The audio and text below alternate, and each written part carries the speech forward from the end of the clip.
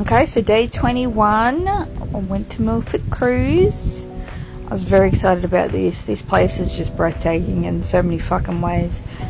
I can't explain it, and the energy here is just crazy.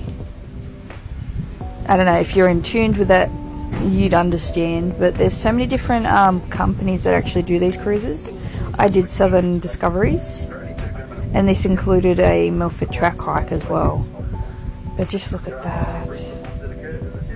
So they actually use the water from that waterfall for the boat and a bunch of other stuff as well. But these mountains are carved by glaciers. And we got to see a bunch of different animals, like we saw dolphins, we saw seals. Very beautiful place. Like, come on, look at that. Oh. If you love nature, waterfalls, shit like that, you'd fucking love Milford Sound. It is just stunning here.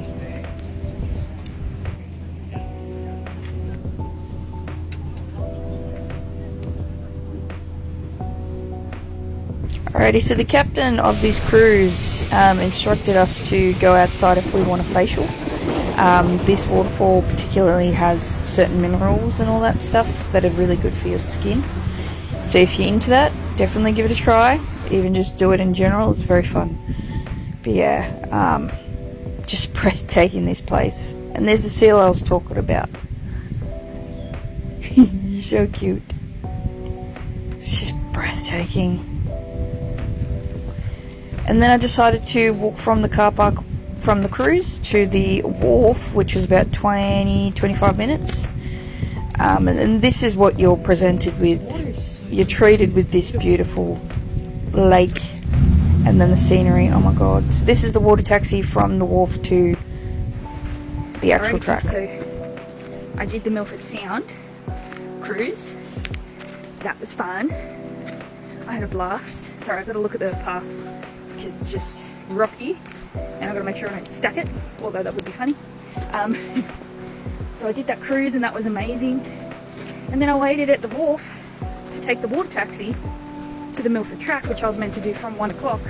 I was like 10 minutes late. It was like 5:08, so I was a little late for that departure. And then I called the tour guide group that I booked with, and I said, oh hey, I think I missed the first departure, when's the next one? And they said every 30 minutes. Well, I waited a bit over an hour, and yeah, then he arrived, but that was only because he was bringing people in. If he wasn't bringing anybody in, I don't think he would have come exactly an hour. But it's okay. So yeah, I just got to watch the time and give myself enough time to take in the scenery, but not too much time to the point where I'm stranded here in the rainforest. Although I can't complain. It's not that bad. No, he won't leave me here. So yeah, I'll do this little walk and then I'll head back to land, walk 30 minutes to my car.